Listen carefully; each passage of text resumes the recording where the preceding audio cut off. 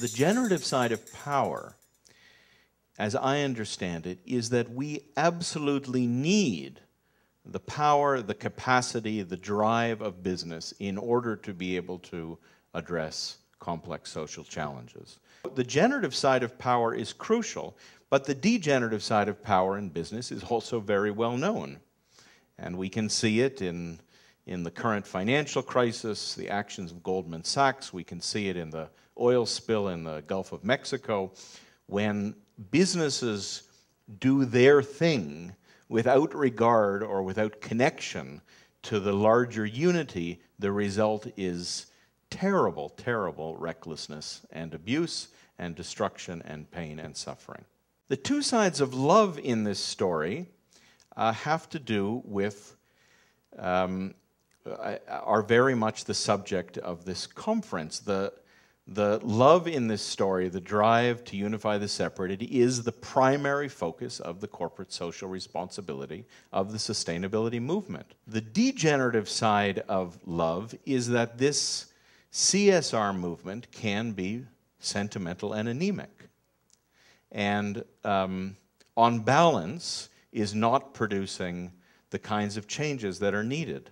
The way I understand this particular interplay between power and love showing up in the work of the sustainability movement is that we need to use both power and love, and what's particularly required is the capacity to notice at any given moment what's needed now.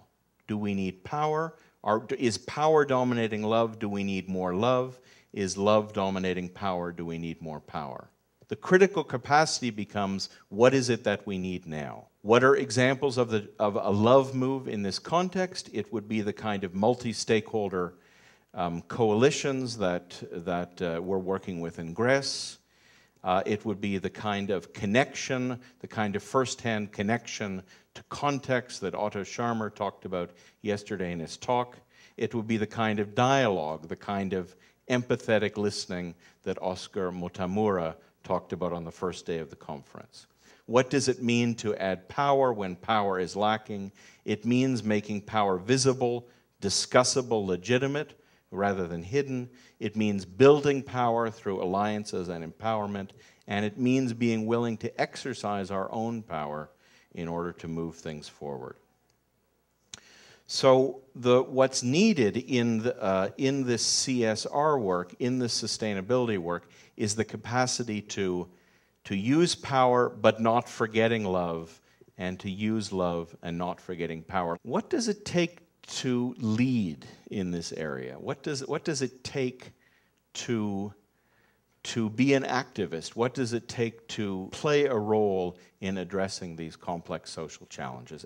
It's not possible to help create a balance of power and love if we don't have this balance within ourselves. So the question becomes, how can we individually, as leaders, as change agents, as activists, employ and indeed embody both power and love? Most of us are more comfortable either with power or with love.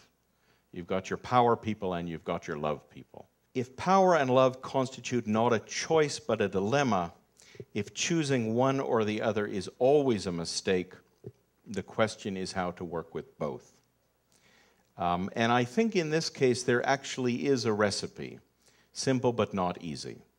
The first step is to become aware that we have both drives within ourselves. The second step is to specifically and intentionally work on strengthening our weaker drive.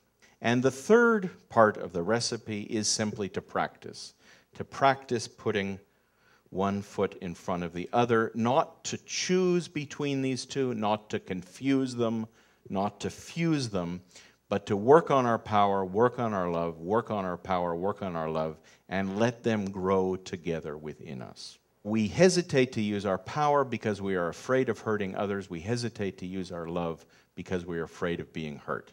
I worked on a project in Israel where one of the workshops was held at a hotel like this, but that was in Eilat, which is the southernmost city in Israel, which overlooks the Red Sea. And it's a little-known fact, but my middle name is Moses, and so I've always been, very fascinated with Moses stories. And I'm sitting in this conference room, looking out at the Red Sea through the glass windows, and standing next to me is the oldest member of the team, an 85-year-old rabbi named Pappenheim, and I asked him, Rabbi, do you know anything about Moses and the Red Sea? He said, well, I have been studying it for 80 years. Yeah, I know a thing or two. He said, did you know that the scholars tell us that the first people who arrived at the Red Sea got their feet wet? Got their feet wet. I said, how could that be? I thought the whole story was that the Israelites were fleeing from the Egyptians. They came to the Red Sea. God parted it. They walked forward on dry land. He says, well, that's one version, but let me tell you the real story about what happened. He said, actually, when the Israelites arrived at the Red Sea, the sea was not parted. The water was there. And what did they do? They sat down on the banks and they cried. Okay, they cried for God or Moses or their department head, whatever, to do something, make a path for us. And Moses himself didn't know what to do. And the story goes that it was a young leader named Nachshon. In fact, in Yiddish, to call somebody a Nachshonite is to mean a courageous young leader. And the story is that Nachshon, who did not know how to swim, walked into the Red Sea until the water was above his nose. I find this a very compelling image. He walked into the water until it was above his nose, and it was the act of walking into the water which split the sea. So this is the real story. You heard it here. I think that in trying to move forward on addressing complex social challenges, the situation of Nachshon is in fact the situation we all face. There is no path in front of us. There is not even a map about the way forward. How do we move forward? We need to use both our legs. We need to put one foot in front of the other.